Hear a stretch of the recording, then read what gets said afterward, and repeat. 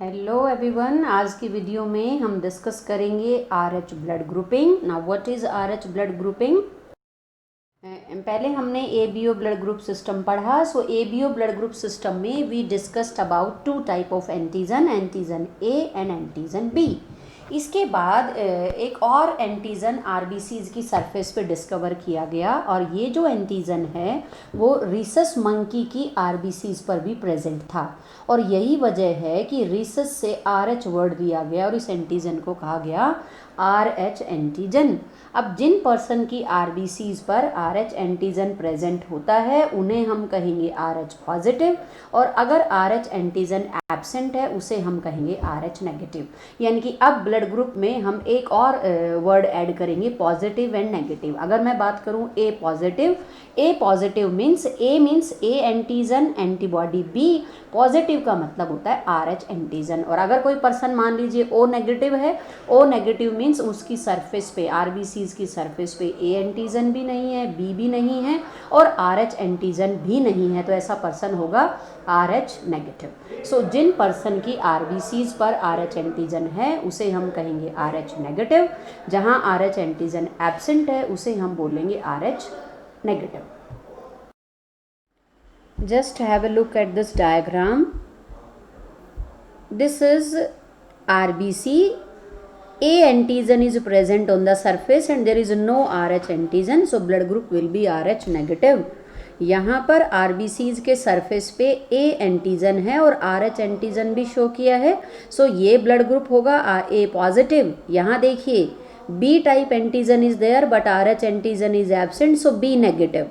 B positive means अगर हम B word को देखें, B means B type of antigen, positive means RH antigen is present on the surface of RBC। So positive और negative denote करेगा RH antigen को, और AB and O denote करेंगे type of antigen A and B present on the surface of RBC। If we talk about RH antibody क्या है? Antibodies which are produced when body come in contact with RH antigen। अगर कोई person RH negative है और उसको RH positive blood दिया जाता है तो क्या होगा कि जो रेसिपिएंट का जो इम्यून सिस्टम है that will recognise RH antigen as foreign. RH antigen को नॉन सेल्फ रिकॉग्नाइज करेगा और उसके अगेंस्ट क्या प्रोड्यूस करेगा? RH antibody. यहाँ पर ध्यान देने वाली बात क्या है कि नेचुरली RH एंटीबॉडीज ब्लड में नहीं मिलेंगी। यानी कि जैसे अगर हमने ब्लड ग्रुप पढ़ा AB एंड O, वहां पर anti A and anti B are naturally present in blood, but जो पर्सन RH नेगेटिव है उनके ब्लड में RH एंटीबॉडीज नहीं मिलेंगी। कब तक? जब तक पर्सन RH एंटीजन के कांटेक्ट में नहीं आता। What does it mean? अगर किसी पर्सन का, अगर आपका ब्लड A नेगेटिव है तो आपकी बॉडी में, आपके ब्लड में RH एंटीबॉडीज नहीं मिलेंगी। कब बनेंगी? जब आप किसी पॉजिटिव ब्लड का ट्रांसफ्यूजन कराते हैं। अगर आप किसी पॉजिटिव ब्लड का ट्रांसफ्यूजन करते हैं तभी उसके रेस्पॉन्स में, RH एंटीजन के रेस्पॉन्स में RH एंटीबॉडीज सिंथेसाइज होंगी। Naturally anti A and anti B की तरह RH एंटीबॉडीज ब्लड प्लाज्मा में नहीं मिलेंगी। कब बनती हैं? जब ब्लड RH एंटीजन के कांटेक्ट में आएगा। यही वजह है कि RH पॉजिटिव ब्लड हम RH नेगेटिव पर्सन को एक बार दे सकते हैं। एक बार क्यों?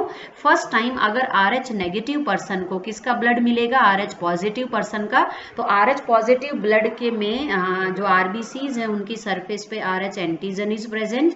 अब बॉडी उसे रिकॉग्नाइज करेगी एज ए नॉन सेल्फ और क्या प्रोड्यूस करेगी? एंटीबॉडीज। लेकिन तब तक पेशेंट की जो जान है वो बचाई जा चुकी है। इमरजेंसी कंडीशन में हम इस तरह का ब्लड ट्रांसफ्यूज कर सकते हैं। लेकिन इस तरह के नेगेटिव पर्सन को, यानी कि this person means RH negative person जिसने एक बार RH पॉजिटिव ब्लड ट्रांसफ्यूज करा लिया है, अगर इस तरह का पर्सन दोबारा से पॉजिटिव ब्लड ले तो क्या होगा? स्ट्रॉन्ग एग्लूटिनेशन रिएक्शन होगी, बिकॉज पहली बार जब ब्लड ट्रांसफ्यूजन कराया उस दौरान जो RH एंटीबॉडीज प्रोड्यूस हुई वो RH एंटीबॉडीज इन RBCs के साथ बाइंड करेगी and they will lead to agglutination of RBCs and lysis of RBCs।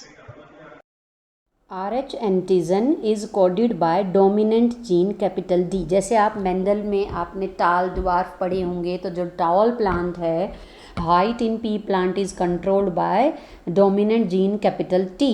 सो इसी तरह यहाँ पर हमने रेफरेंस पॉइंट ऑफ व्यू से क्या लिया है, gene D। RH positive person की जो जीनोटाइप है वो दो तरह की हो सकती है, ये होमोजाइगोस कैपिटल D भी हो सकता है, और ये कैपिटल D स्मॉल d भी हो सकता है। दोनों केस में पर्सन कैसा होगा, RH positive. RH negative person की जीनोटाइप होगी स्मॉल d। अब मान लीजिए हम पहला केस लेते हैं कि हस्बैंड वाइफ जो हैं वो कैपिटल D स्मॉल d हैं, कोई भी हो सकता है। मान लीजिए ये हस्बैंड का है, ये वाइफ का है, या ये वाइफ का है, ये हस्बैंड का। तो इस फर्स्ट केस में कैपिटल D स्मॉल d, एक पार्टनर का ब्लड ग्रुप, एक पार्टनर की जो जीनोटाइप है वो कैपिटल D है, दूसरे पार्टनर की स्मॉल d है। इसका मतलब हस्बैंड वाइफ में से एक पर्सन RH पॉजिटिव है और एक RH नेगेटिव है, बट इस केस में सभी प्रोजेनी RH पॉजिटिव होंगी। कैपिटल D एलील यहाँ से आएगा और स्मॉल d यहाँ से, तो सभी जो चिल्ड्रन होंगे उनमें जीनोटाइप होगी कैपिटल D स्मॉल d। सो सारे चिल्ड्रन कैसे होंगे, RH पॉजिटिव। लेकिन मान लीजिए एक कपल जो है वो कैपिटल D स्मॉल d है, और दूसरा जो है कपल के अंदर जो दूसरा पर्सन है वो स्मॉल d है। तो इस केस में जब हम इनके बीच में क्रॉस कराएंगे जेनेटिक पॉइंट ऑफ व्यू से, capital D small d cross with small d, तो आपके पास दो तरह की जीनोटाइप आएगी प्रोजेनी में, कैपिटल D स्मॉल d और दूसरा स्मॉल d। यानी कि अगर कपल की genotype capital D small d and small d है, तो उस केस में जो प्रोजेनी होगी वो दोनों हो सकती हैं, RH positive as well as RH negative. Now in this slide we will discuss RH incompatibility। RH incompatibility का मतलब जब RH एंटीजन RH एंटीबॉडीज के कांटेक्ट में आएगा, क्या होगा, एग्लूटिनेशन होगा, क्लम्पिंग होगा, there will be lysis of RBCs। पीछे हमने ब्लड ट्रांसफ्यूज़न की बात की कि RH positive blood first time RH negative person को दे सकते हैं, नेक्स्ट टाइम प्रॉब्लम होगी, बिकॉज फर्स्ट ट्रांसफ्यूज़न के दौरान रेसिपिएंट का इम्यून सिस्टम RH एंटीजन के कांटेक्ट में आएगा, एंटीबॉडीज़ प्रोड्यूस होंगी, और ये RH antibodies will remain in blood and will cause agglutination. कब, अगर नेक्स्ट टाइम भी RH पॉजिटिव ब्लड ट्रांसफ्यूज़ कराते हैं। अब यहाँ पर हम केस पढ़ रहे हैं RH incompatibility in the foetus. पीछे मैंने लास्ट स्लाइड में हमने जीन के केस में बात की, अगर फादर RH पॉजिटिव है और मदर RH नेगेटिव है, RH इनकम्पैटिबिलिटी कब होगा, अगर फादर RH पॉजिटिव है और मदर RH नेगेटिव है। देखो अगर दोनों ही नेगेटिव हैं तो प्रोजेनी कैसी होगी, नेगेटिव। मदर RH पॉजिटिव है, फादर RH नेगेटिव है, उस केस में भी हमें प्रोजेनी पॉजिटिव नेगेटिव दोनों मिल सकती हैं, लेकिन उस केस में इनकम्पैटिबिलिटी नहीं होगी। ये अभी ये डिस्कस करने के बाद आपको समझ आ जाएगा कि क्यों नहीं होगा। RH इनकम्पैटिबिलिटी कब होगी, only when mother is RH negative and father is RH positive.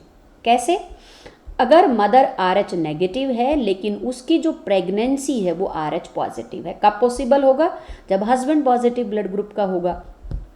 Mother RH negative है बट उसका जो फीटस है वो RH पॉजिटिव है, फीटस की RBCs पर RH एंटीजन प्रेजेंट है, लेकिन हमें मालूम है प्लेसेंटा के थ्रू मदर का ब्लड फीटस के ब्लड से सेपरेट रहेगा और मिक्स नहीं होगा, ब्लड वेसल सेपरेट हैं, और एक्सचेंज के थ्रू जो डिफ्यूज़न है या डिफरेंट ट्रांसपोर्टिंग मीडियम है उनके थ्रू मटेरियल का एक्सचेंज होगा। यानी कि डिलीवरी तक मदर का ब्लड फीटस के ब्लड के कांटेक्ट में नहीं आएगा।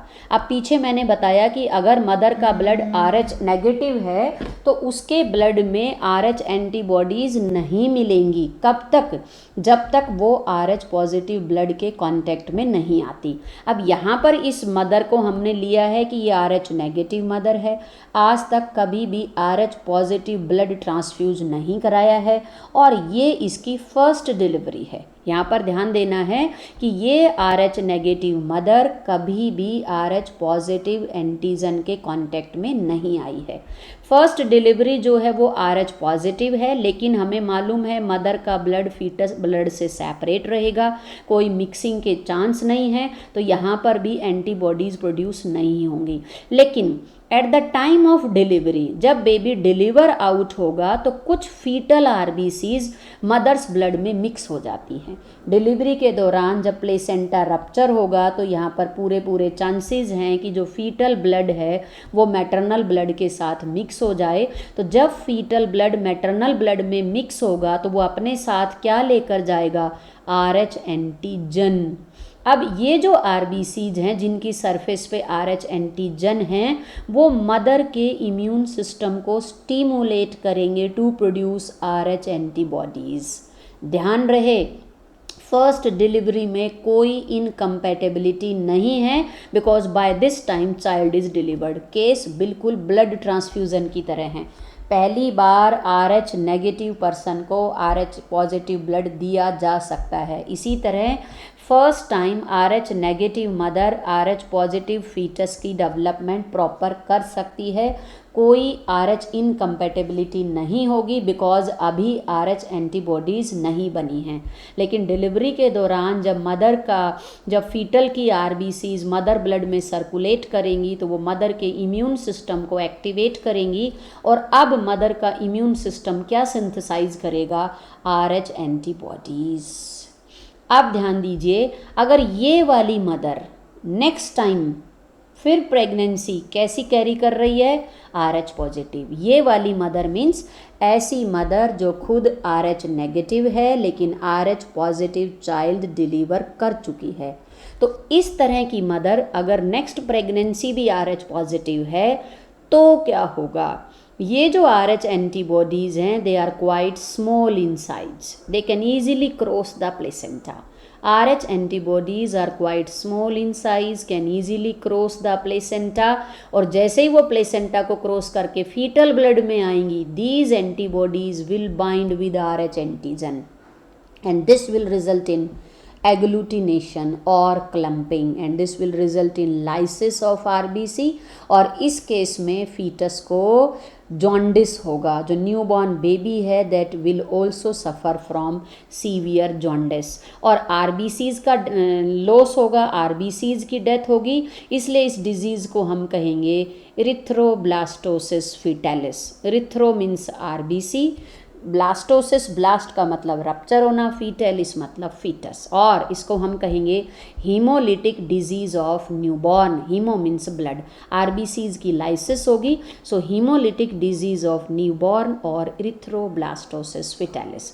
फिर देखेंगे अगर RH negative mother foetus RH positive है, फर्स्ट डिलीवरी में कोई प्रॉब्लम नहीं है बिकॉज फीटस का ब्लड मदर के ब्लड के कांटेक्ट में नहीं आया है, और जब तक मदर का ब्लड RH एंटीजन के कांटेक्ट में नहीं आएगा RH एंटीबॉडीज़ प्रोड्यूस नहीं होंगी। यहाँ पर इम्पॉर्टेंट टू नो कि A ब्लड ग्रुप में B के खिलाफ और B ब्लड ग्रुप में A के खिलाफ जो anti A and anti B naturally present होती हैं, यहाँ पर ऐसा नहीं है, और यही वजह है कि फर्स्ट डिलीवरी में कोई प्रॉब्लम नहीं है। लेकिन डिलीवरी के दौरान जो फीटल आरबीसीज हैं दे मे एंटर मदर ब्लड सर्कुलेशन और मदर के इम्यून सिस्टम को स्टिमुलेट करेंगे टू प्रोड्यूस RH एंटीबॉडीज़। अगर नेक्स्ट टाइम भी डिलीवरी, अगर दूसरी डिलीवरी, तीसरी डिलीवरी कैसी है, RH पॉजिटिव, तो ये जो RH एंटीबॉडीज़ हैं they are quite small in size, they can easily cross the placenta, they will bind with RH antigen present on foetal RBCs and this will result in agglutination, और इसी को हम बोल रहे हैं RH incompatibility. So RH incompatibility कब होगी, जब मदर नेगेटिव है, फादर पॉजिटिव है, या दूसरे तरीके से कहें जब मदर नेगेटिव और फीटस पॉजिटिव है। सेकेंड डिलीवरी में प्रॉब्लम होगी, फर्स्ट डिलीवरी में एज सच कोई प्रॉब्लम नहीं है। सेकेंड डिलीवरी में भी प्रॉब्लम क्यों है, because RH antibodies are quite small in size, they can easily cross the placenta. इस केस में फीटल की आरबीसीज का लॉस होगा, जो कंडीशन डेवलप होगी उसको कहेंगे इरिथ्रोब्लास्टोसिस फीटैलिस और haemolytic disease of newborn. So that's all about RH incompatibility. This condition is characterized by severe anemia and jaundice to the baby. How this incompatibility can be avoided? हमारे पास एक तरीका है कि अगर RH negative mother RH positive child deliver करती है, अगर first delivery RH positive है, तो उस केस में हम क्या करेंगे कि डिलीवरी के जस्ट बाद RH antibody, anti RH antibody का इंजेक्शन देंगे हम। यहाँ पर क्या है, ये RH एंटीबॉडीज़ क्या हैं, RH एंटीबॉडीज़ RH एंटीजन के अगेंस्ट है, तो हम एंटी RH का इंजेक्शन देंगे। तो क्या होगा कि ये एंटी RH किसको न्यूट्रलाइज करेगा, फीटल आरबीसीज को। पीछे मैंने बताया डिलीवरी के दौरान फीटल आरबीसीज मैटरनल ब्लड में सर्कुलेट कर सकती हैं। तो जैसे ही इंजेक्शन देंगे एंटी आरएच का, ये एंटी आरएच फीटल की आरबीसीज का एग्लूटिनेशन करेंगी, उनकी लाइसिस करेंगी, जिसकी वजह से इम्यून सिस्टम एक्टिवेट नहीं हो पाएगा। और ऐसा इंजेक्शन हमें हर RH पॉजिटिव डिलीवरी के बाद देना पड़ेगा। तो यहाँ पर होगा क्या कि नेक्स्ट टाइम अगर मदर को RH पॉजिटिव फीटस होता भी है, RH पॉजिटिव डिलीवरी होती भी है, तो इम्यून सिस्टम ऐसे ट्रीट करेगा कि this is first RH positive delivery, और आज से पहले मैं कभी भी RH एंटीजन के कॉन्टैक्ट में नहीं आया हूँ। क्या कहा है हमने, डिलीवरी के दौरान जब फीटल आरबीसीज हमने कहा मदर ब्लड में जा सकती हैं और मदर के इम्यून सिस्टम को एक्टिवेट करेंगी, तो वो एक्टिवेट करने से पहले ही हम तुरंत क्या डालेंगे इंजेक्शन के थ्रू, एंटी RH। हम RH एंटीबॉडीज़ इंजेक्ट करेंगे, जिससे क्या होगा कि जो फीटल आरबीसीज अभी अभी मदर के ब्लड में गई हैं, उन सब आरबीसीज की लाइसिस हो जाएगी और मदर का immune system RH antibodies produce नहीं करेगा। तो इस हिसाब से अगर आगे RH पॉजिटिव डिलीवरी होती भी है तो मदर का इम्यून सिस्टम उसे कैसे रिकॉग्नाइज करेगा, this is first RH positive delivery, और आज से पहले मैं RH एंटीजन के कॉन्टैक्ट में नहीं आया हूँ, और इस पॉइंट ऑफ व्यू से each RH positive delivery will be safe delivery. So that's all about RH incompatibility. अभी मैंने RH इनकम्पैटिबिलिटी डिस्कस किया। RH इनकम्पैटिबिलिटी की तरह there is no ABO incompatibility. What does it mean, अगर mother का blood group A है तो उसकी जो प्रोजेनी है उसका ब्लड ग्रुप B, ABO कोई भी ब्लड ग्रुप हो सकता है। वो किस पर डिपेंड करेगा कि मदर के साथ साथ हम फादर का भी ब्लड ग्रुप देखेंगे। अगर मदर का ब्लड ग्रुप A है, फादर का ब्लड ग्रुप B है, तो यहाँ पर प्रोजेनी में चारों तरह के ब्लड ग्रुप हो सकते हैं, A, B, AB and O। अब आप ये देखिए कि मदर का ब्लड ग्रुप A है और उसके फीटस का ब्लड ग्रुप B है। अब B ब्लड ग्रुप में आरबीसीज पर कौन सा एंटीजन होगा, B एंटीजन, और मदर के ब्लड में कौन सी एंटीबॉडीज हैं, एंटी B। पीछे जो हमने डिस्कस किया कि एंटीजन B एंटी B के कंपैटिबल नहीं है, जो एंटी B हैं वो RH एंटीजन का जो एंटीजन B है उसकी एग्लूटिनेशन करेंगी, क्लम्पिंग करेंगी। बट इस तरह की प्रॉब्लम मदर और फीटस के केस में नहीं है, बिकॉज जो anti A and anti B they are quite large in size, और लार्ज साइज होने की वजह से वो प्लेसेंटा को क्रॉस नहीं कर पाएंगे। यहाँ पर हम क्या कहना चाह रहे हैं, मदर का ब्लड ग्रुप A है तो उसके ब्लड में एंटी B प्रेजेंट होंगी, बच्चे की आरबीसीज पर एंटीजन B प्रेजेंट है। अगर B ब्लड ग्रुप है, AB है, उस केस में भी क्या प्रेजेंट होंगी, एंटीजन B प्रेजेंट होगा। अब अगर ये एंटीबॉडी छोटे साइज की होती है, अगर एंटी B छोटे साइज की होती तो वो प्लेसेंटा को क्रॉस करके चिल्ड्रन के आरबीसीज के साथ अटैच हो जाती, फीटस की आरबीसीज के साथ अटैच हो जाती। बट क्योंकि ये बड़े साइज के हैं, they are quite large in size, they can not cross the placenta. यही वजह है कि there is no ABO incompatibility just like RH incompatibility.